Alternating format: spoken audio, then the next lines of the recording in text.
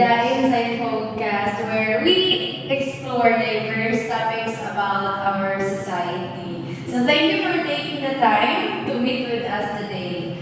I am Irish Ria, currently studying at Cebu Technological University, a third year social studies major. And today we will tackle about the current issues that is relevant in our society. And among those growing issues that the youth is facing today is the rampant issue of mental health. And this is very crucial because it affects directly to their academic performance. Now, we know for a fact that the role of the teachers goes beyond just academic teaching, but also we look forward to the holistic welfare of our students, right, teacher? Yes, so today we are opening this topic of mental health to learn more about how you as a teacher support your student with their feelings and emotions. So your insight will help us as future educators to create a safe and supportive environment for all the students. So we appreciate your willingness to share your experiences and expertise in this important topic. Okay, now let's get started. Okay, so first, can you share to us, maybe introduce yourself and have some background information like how many years have you been in the teaching industry? Okay, I am Benita Quilacas. I'm here in St. Thomas for almost 10 years. And in teaching, maybe year 2007, I graduated. So, I'm gonna be up. Okay, thank you for that. Okay, so the first question, teacher, how do you recognize signs of mental health issues or distress in your students? Okay, my students, there are many factors to identify students with, what do you call that, recognizing. Now, first is recognizing their behaviors, the change of behavior, emotional change, and then the physical change. When we say physical change, dahil nga, naglaba ng ulo, no, sakit-sakit, sakit, but they are the one who created the sickness in them. And then, unexpected pains, no, knowledge yung mga kasagaran, difficulty on contacting other people, that is another factor, and then the change of their appetite. And then wala na yung sagana sa oras. And then, also when we say physical changes, di na ganang ligo. So maybe the teacher cannot do it alone, but of course, with the communication of the parents. Then once the teacher recognizes some factors or elements, they should inform parents. Yes, that is your step on taking address to this concern. Yes. Okay, so now can you share an experience where you successfully supported a student who was struggling with mental health challenges? Okay, so there should be what we call self-awareness. So the individual should know themselves better. Self-care, they should educate also, and then ask professional help. If you cannot do it alone, then you ask professional help. No, but no other than can help yourself but yourself. And yes, I encountered an experience of students having mental disorders. How was it in your part? So in my part, it's not that easy because, kailangan you have to know the student, kaya hindi na sila diretsyon mo share actually. And then imagine then they will make it big. Like the falling of the hair, they really like, itibdib na siya na nila. Then, kung kita, normal people without thinking that they're undergoing something, we would laugh. Yes. Okay, now, what strategies did you find most effective in providing assistance and fostering their well-being? So maybe we can assist them, like giving them more,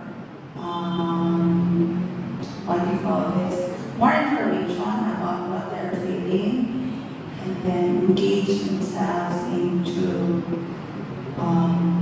mental health education. Because for sure, they really don't know, Yes, especially awareness is very yes, most especially the young people right now, it's hard for them to identify what they're feeling. Yes.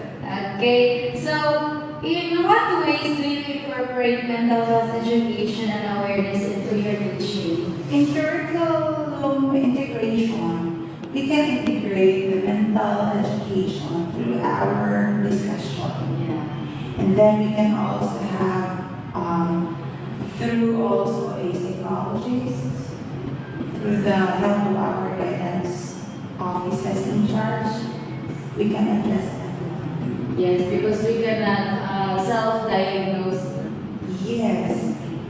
So, how do you promote a supportive and stigma-free environment for students to discuss mental health topics? Actually, that is very crucial, and there's a lot of steps. But the first thing first is you have to avoid judgmental terms to the students. Because if it happens, really, you lost them already. Yes. Recognize and respect the students. Okay, so how do you ensure inclusivity and sensitivity in addressing these issues? Come again, how? How do you ensure inclusivity and sensitivity in addressing these issues? Okay, in addressing these issues, it should be like, for example, we are talking the situation of the child. It should be from the two of us.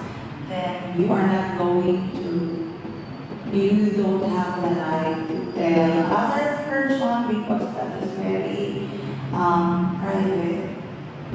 Because if it happens, the student will not trust you anymore. Yes, the confidentiality Yes. is very important. So what resources or professional development opportunities do you believe are essential for teachers to better address mental health concerns among students? Seminars and symposiums is very important addressing this kind of situation for children. It really helps.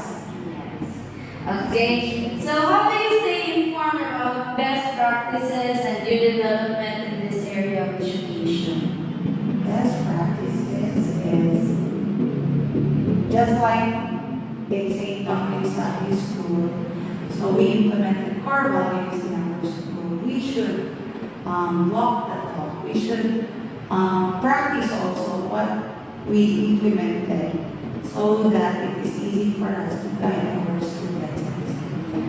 So all we do should reflect on the core values of and the vision mission of the school.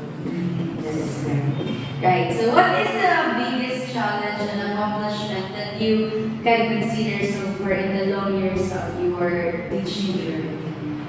The biggest achievement is to see my students graduated and become successful. That's very satisfying. As always, we are the second parents, so like the parents, they are proud. We are very proud also the achievement of each individual, so each student. How about the biggest challenges?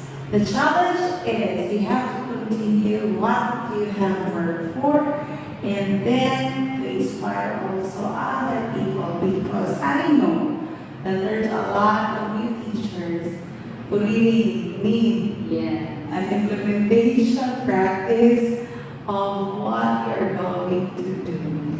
Okay. So, what can you advise to the aspiring teachers like me who will soon enter the field of teaching? Yes, laban ng laban. Laban ng laban. We are models. Our students look up to us as much as we can. We are perfect in their eyes. So we need to put also boundaries and also work hard. Yes, work hard. Because being a teacher is not easy, right? It is not just a profession, as we say, it's a mission. It's a And you need to embrace that mission. Okay. This talk is very satisfying and it is very fulfilling in the part of the aspiring teachers that are listening today. And we thank you again for giving us the time to engage in this talk. Okay, thank you, You're teacher. welcome. Thank you. Okay, see you soon in my channel. See you around. Okay, see you